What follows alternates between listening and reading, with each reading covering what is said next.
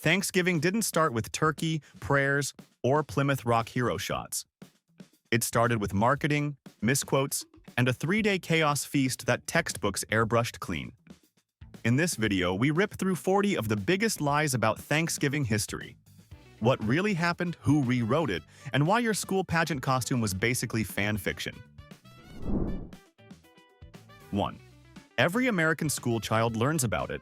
The Pilgrims, weary from their long voyage, stepping ashore onto the sacred Plymouth Rock, a symbol of their arrival in the New World. It's a beautiful, dramatic image. It's also complete nonsense. Nobody mentioned any specific rock for 120 years after the Mayflower landed. The entire legend comes from a 94-year-old man in 1741 who claimed his father told him it was the spot. Based on this single, century-old piece of hearsay, the townspeople decided to excavate the rock. In the process, they accidentally broke it in half. Today, the sad, cemented-together remnant sits in a waterfront cage, much smaller than you'd imagine. The Pilgrims probably just stepped on sand, like anyone else getting off a boat at a beach. 2. The golden brown turkey, the undisputed king of the Thanksgiving table. We spend days brining it, roasting it, and arguing over the last drumstick. But here's a fun fact to drop while carving. There's no solid evidence the Pilgrims and Wampanoag even ate turkey at that famous 1621 meal. The only primary source mentions wildfowl, which could have been anything from ducks and geese to swans. What was likely on the menu? Venison. The Wampanoag brought 5 deer.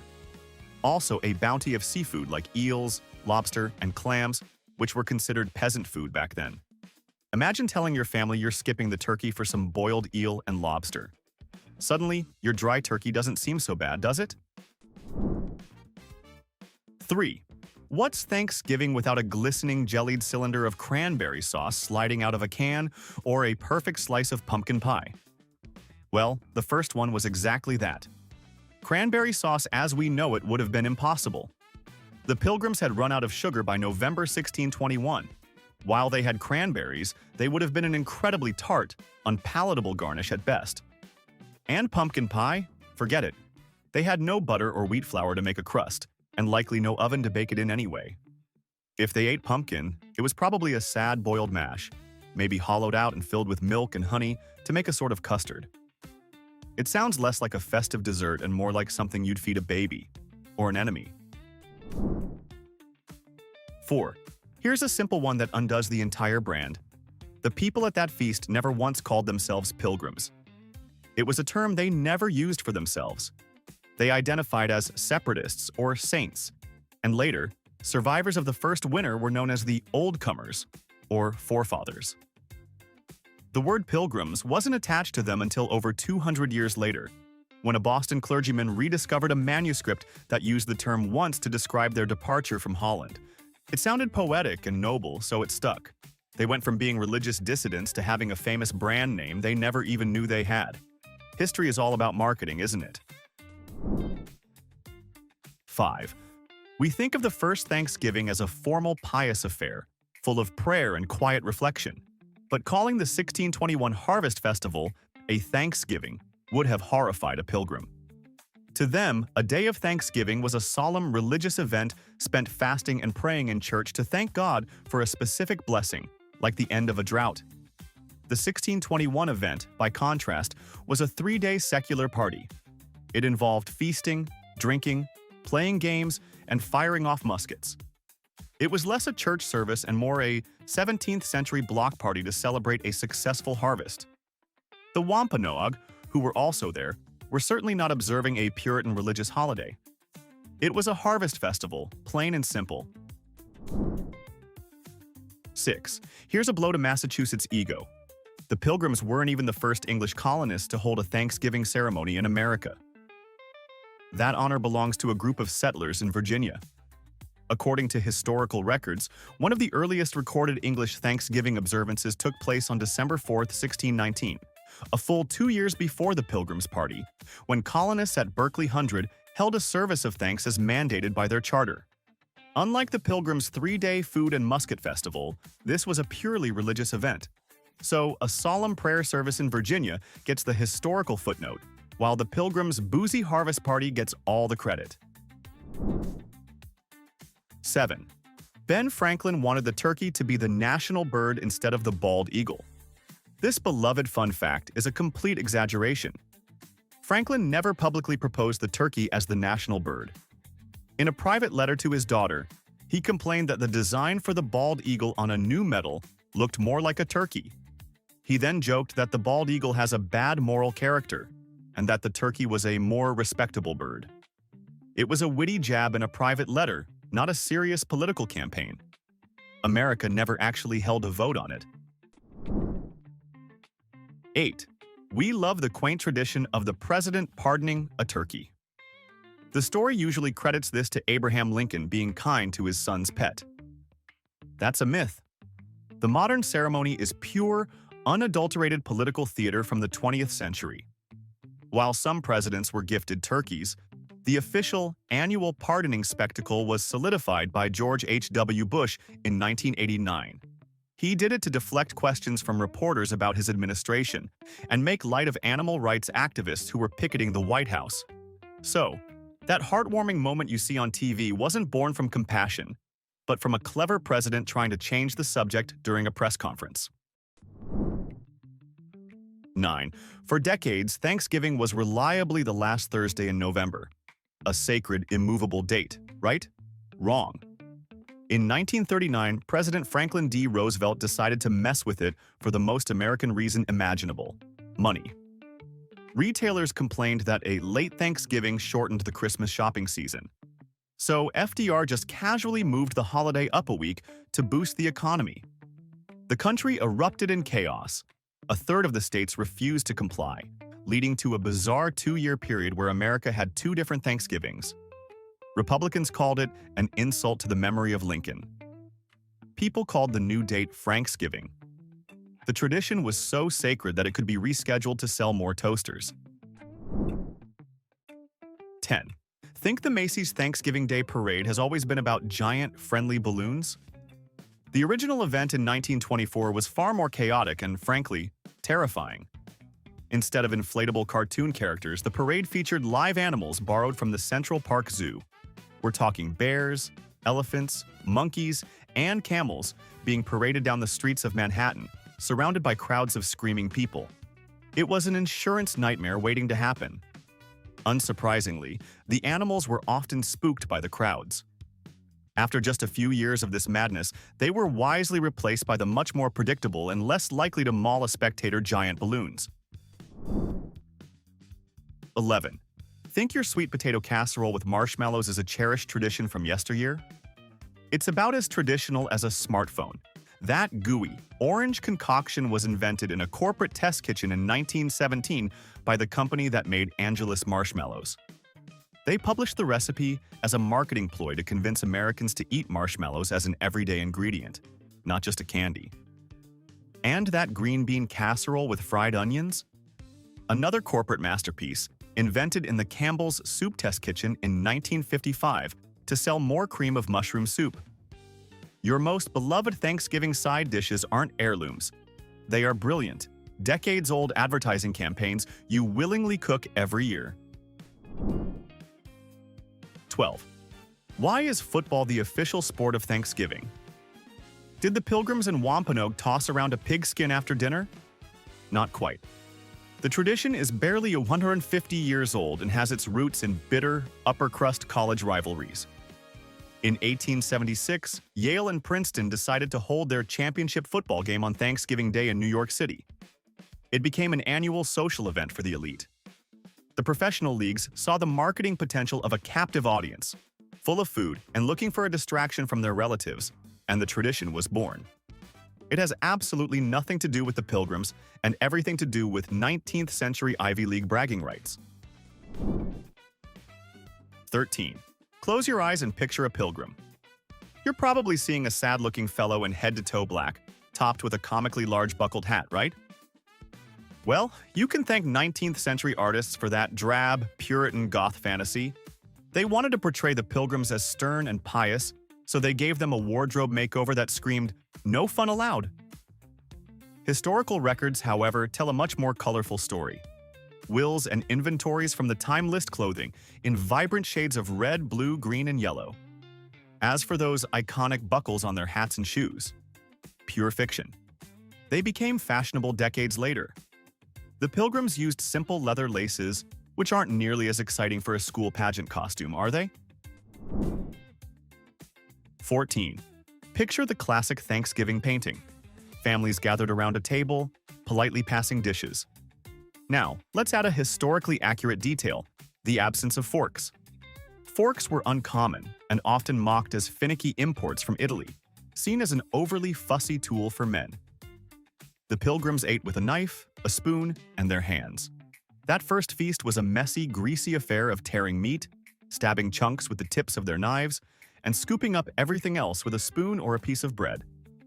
It was less a Norman Rockwell painting and more a scene from a medieval tavern.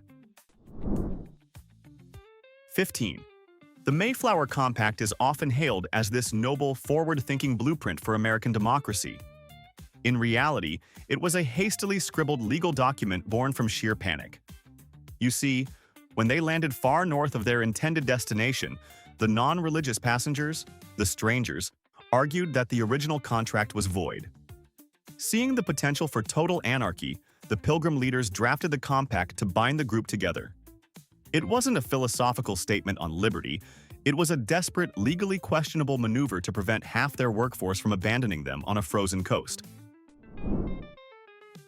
16. That voyage on the Mayflower is often depicted as a unified group of faithful believers enduring hardship together. It was more like a floating powder keg of resentment. The ship was crammed with two factions who despised each other: the saints, the religious separatists, and the strangers, everyone else. The saints viewed the strangers as profane sinners, while the strangers saw the saints as insufferable fanatics. Imagine being trapped in a tiny, stinking boat for 66 days with people you're convinced are going to hell, while they think the same about you. The survival of the voyage is a testament to how much they feared the ocean more than each other. 17. We all know the story of the brave Mayflower, but have you ever heard of its less famous, more useless sibling, the Speedwell? The Pilgrims' original plan involved two ships. The Speedwell was supposed to carry the Holland-based separatists alongside the Mayflower. But the ship was a cursed, leaky disaster. It set sail with the Mayflower twice, and twice it took on water so badly they had to turn back. Some historians suspect the crew sabotaged it because they didn't want to make the dangerous voyage. After the second failure, they crammed as many people as they could onto the already crowded Mayflower and left the rest behind. Their grand expedition started with a catastrophic failure and the realization that one of their ships was about as seaworthy as a wicker basket. 18. We imagine the Pilgrims on the Mayflower, stoically enduring the rough seas. Let's talk about what they were actually eating for 66 days. Their diet consisted mainly of salted beef, so tough it was practically wood, dried fish that reeked, and hardtack, a rock-hard biscuit infamous for being infested with weevils. Their primary source of hydration? Beer. Not for fun, but because the fresh water stored in barrels quickly became slimy and undrinkable. So the entire voyage was fueled by stale, bug-filled crackers and cheap beer, all while being tossed around in a leaky, foul-smelling cargo hold. It wasn't a noble pilgrimage. It was the world's worst 17th century booze cruise. 19.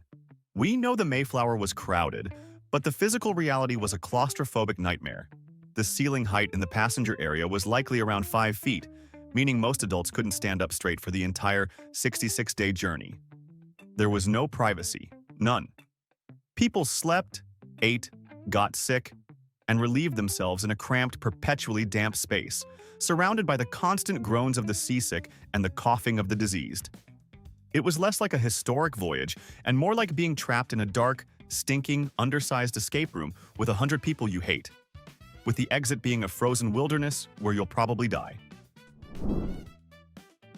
20.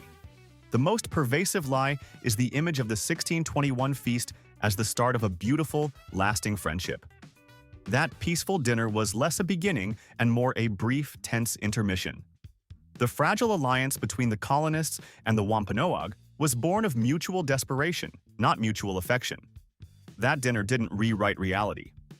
Within a generation, diplomacy collapsed and war followed, culminating in one of the bloodiest conflicts in colonial history, King Philip's War, led by the son of the very chief who had shared that first meal. 21. Why did the Pilgrims choose Plymouth? The common story implies they found a pristine, untouched wilderness, a gift from God. The truth is far darker and, frankly, more convenient for them. They settled on the ruins of a Wampanoag village called Patuxet. Why was it abandoned? Because just a few years earlier, a plague brought by European traders had annihilated about 90% of the population along the coast. The Pilgrims didn't carve a settlement out of the rugged wilderness. They moved into a ghost town, complete with cleared fields for planting and a convenient water source. They saw it as a divine blessing, but in reality, they were beneficiaries of a horrific epidemic that had depopulated the entire area. 22. That bountiful harvest of 1621, the entire reason for the feast, was modest at best. Sure, it was better than the abject failure of the previous year, which saw half of them die. But their English crops like wheat and barley had largely failed in the new soil. Their success was almost entirely thanks to the corn they'd planted, following Squanto's advice. This single successful crop was barely enough to ensure they wouldn't all starve to death during the coming winter. The feast wasn't a celebration of abundance. It was an expression of sheer, desperate relief. 23. The Pilgrims are often praised for their devout faith and strong moral character. So let's talk about their unique approach to grocery shopping: grave robbing. Shortly after arriving, and desperately low on food, a Pilgrim scouting party stumbled upon what they described as a fine new basket full of corn, buried in the sand. It was a Native American food store, and possibly part of a grave. They knew what it was, but their reaction wasn't moral hesitation. They stole it. They later wrote about feeling a little guilty, but also justified it as a gift from God. Imagine showing up in a new country, and your first major act is to desecrate a grave for snacks. It's a side of the story that doesn't make it onto the Thanksgiving greeting cards. 24. The storybook version shows Pilgrims and Wampanoag sitting together in perfect harmony, sharing a meal as invited friends.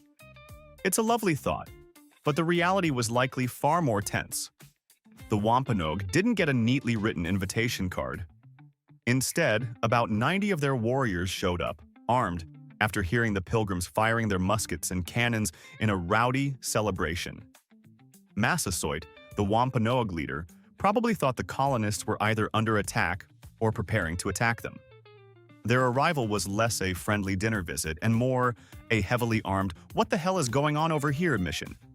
The subsequent feast was an impromptu act of diplomacy between two deeply suspicious groups who needed each other to survive, not a cozy gathering of best friends. 25. The story of the 1621 feast wasn't passed down through generations. In fact, it was completely forgotten for over 200 years. The only detailed account comes from a manuscript written by Governor William Bradford, which was promptly lost during the Revolutionary War. It ended up in a library in London and was only rediscovered in the 1850s. A magazine editor named Sarah Josepha Hale then latched onto this long-forgotten story of a party and used it to fuel her campaign for a national holiday. So, the entire foundation of modern Thanksgiving rests on a single, lost document that nobody knew about for 2 centuries. The tradition didn't survive, it was rebooted. 26. Look at any classic Thanksgiving painting, and you'll see serene Pilgrim women gracefully serving the meal. The reality for the 4 adult women who survived that first winter was a living hell. Only 4 out of the 18 who arrived made it to the feast.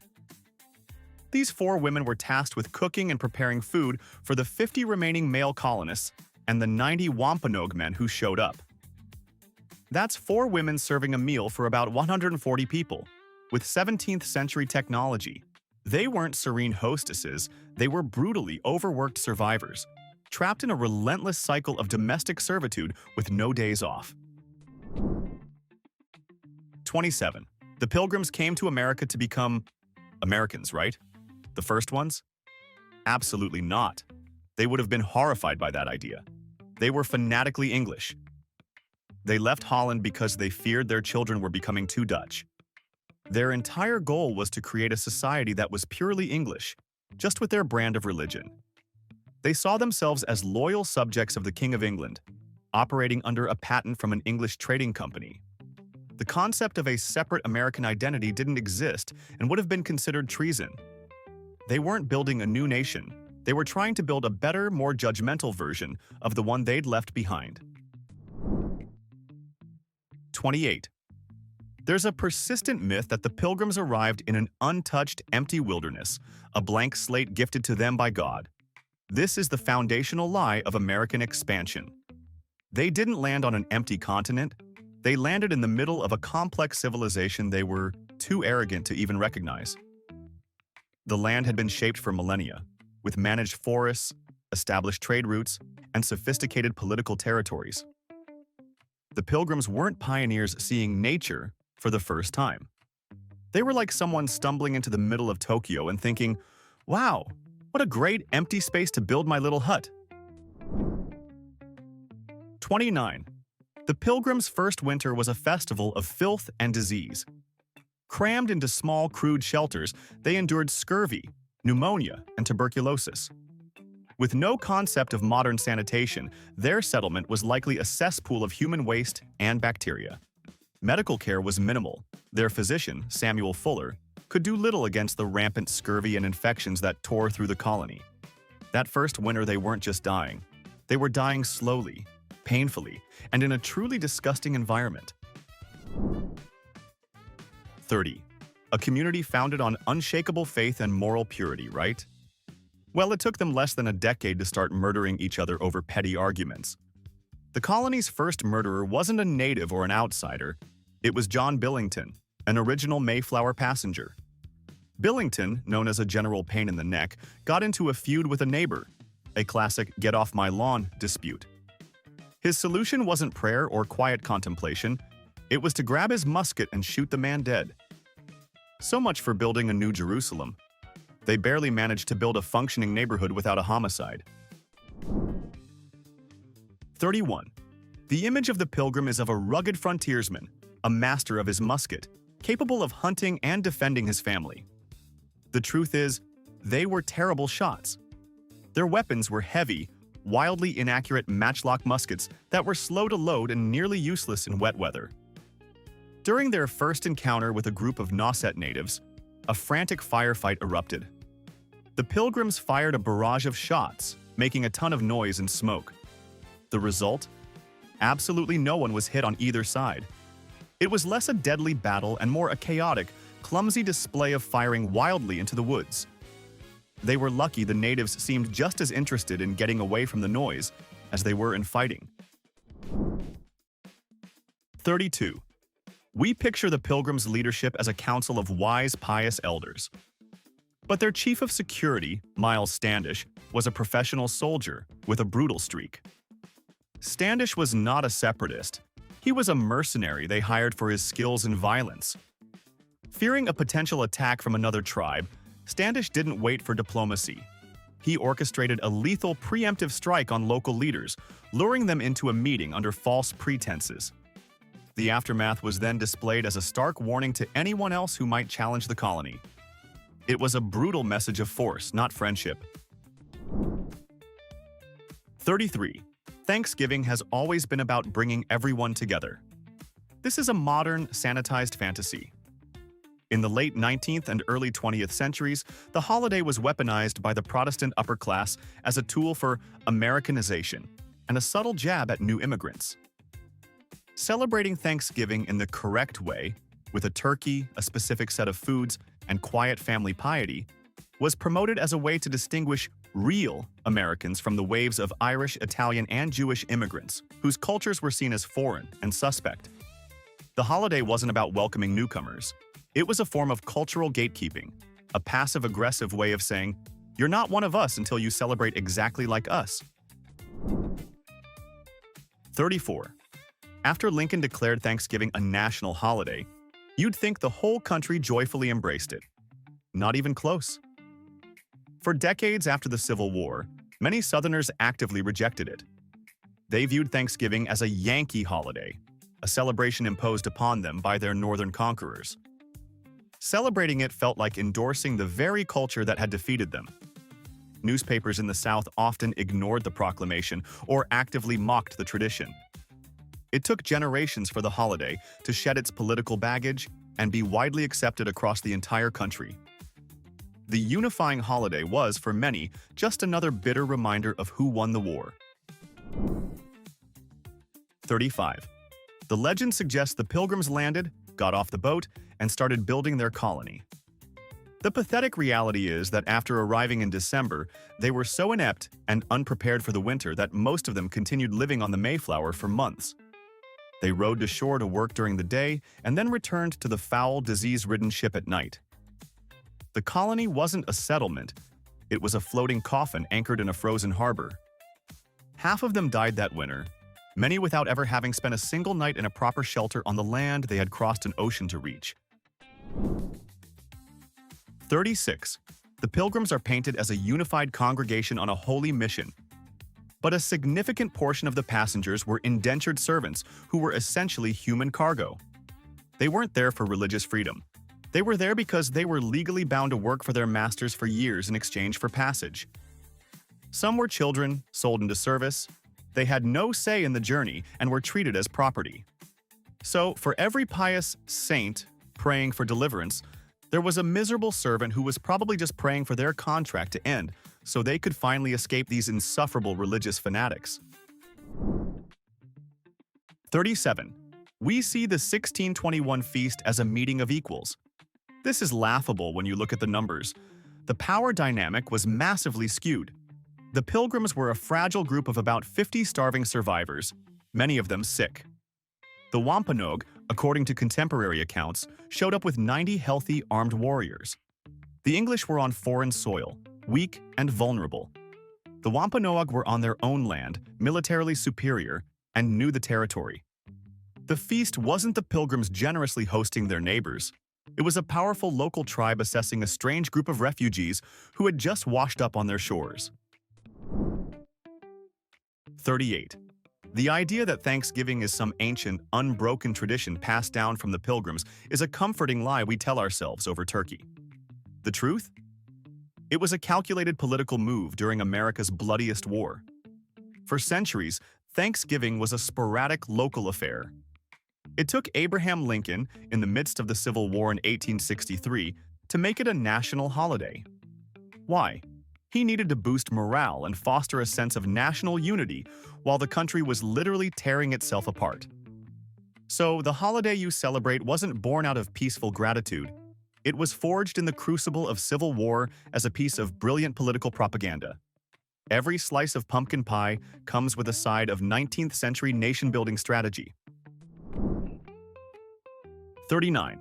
The Pilgrims are often portrayed as humble servants of God, unconcerned with earthly wealth. That's a lovely sentiment, but they were also the 17th century equivalent of a desperate startup company deep in debt to venture capitalists. Their voyage was funded by a group of English investors, the merchant adventurers, who expected a massive return on their investment in the form of furs, fish, and timber. The Pilgrims were under a strict contract to work almost exclusively for these investors for 7 years. Their daily existence wasn't just about survival and prayer. It was about meeting quotas for their demanding, London-based shareholders. The whole New Jerusalem project was on a very tight and unforgiving budget. 40. Remember Squanto, the benevolent Native American guide who just happened to wander out of the woods, speaking perfect English, ready to teach the bumbling Pilgrims how to plant corn? It's a cute story, but his reality was a brutal international horror film. Years before, Squanto had been kidnapped by an English explorer, taken to Spain, and sold into slavery. He was saved by friars, somehow made his way to England, learned the language, and finally hitched a ride back to America. He arrived only to discover his entire tribe, the Patuxet, had been wiped out by disease. So his convenient help wasn't a miracle. He was a traumatized survivor with literally nowhere else to go, clinging to the strange invaders who were squatting on his people's graves. Your turn. If one Thanksgiving lie had to stay in textbooks to keep fooling future kids, which one would you choose, and why? Or do we torch them all and rewrite the lesson plan tomorrow? Drop your most savage pick below. If this ruined a few cozy myths, repay the damage. Hit like, subscribe, and let's keep wrecking pretty stories with ugly facts.